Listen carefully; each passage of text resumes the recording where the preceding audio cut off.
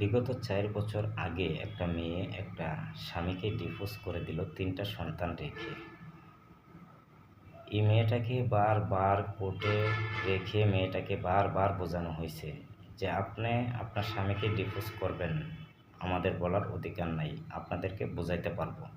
তো বিশেষ করে মেয়েটা কোনো কথাই বুঝতে রাজি নন। মেয়েটা তার স্বামীকে ৭ লক্ষ টাকার বিনিময়ে এই স্বামীকে ডিভোর্স করে দিল। তার খালাতো ভাই তাকে নাকি বিয়ে শাদী করবে, লন্ডন না প্রবাসী। তো যাক, লোভ লালসা মানুষকে অনেক কিছু তছনছ করে দেয়। লোভ লালসা যাদের ভিতরে আছে তাদের জীবন একদম নিকৃষ্ট লেভেলে চলে যেতে পারে।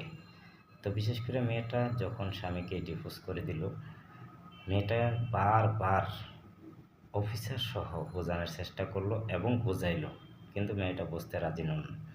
শুধু এক কথাই, তার স্বামীকে সে ডিভোর্স করবে।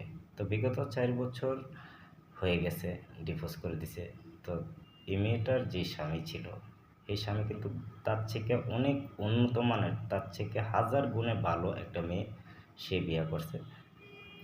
তার স্বামী খুব সুখ শান্তি নিয়ে বসবাস করতে পারে, কারণ তার স্বামীর কোনো ভুল ছিল না। তার স্বামী ওই ৩ সন্তান আর নতুন স্ত্রীকে নিয়ে খুব সুখ শান্তিতে চলতেছে, কিন্তু মেয়েটা তো সুখী নেই। মেয়েটার খালাতো ভাই কয়েকদিন পুষ্টি নষ্টি করছে, কইরা বাস এই ৪ বছর বকর সকর ঘুরাইয়া এই লন্ডন নাকি নেওয়া যাবে ওই মিথ্যা প্রলোভন দেখাইয়া বাস খালাতো ভাইও হাল্লি বাল্লি।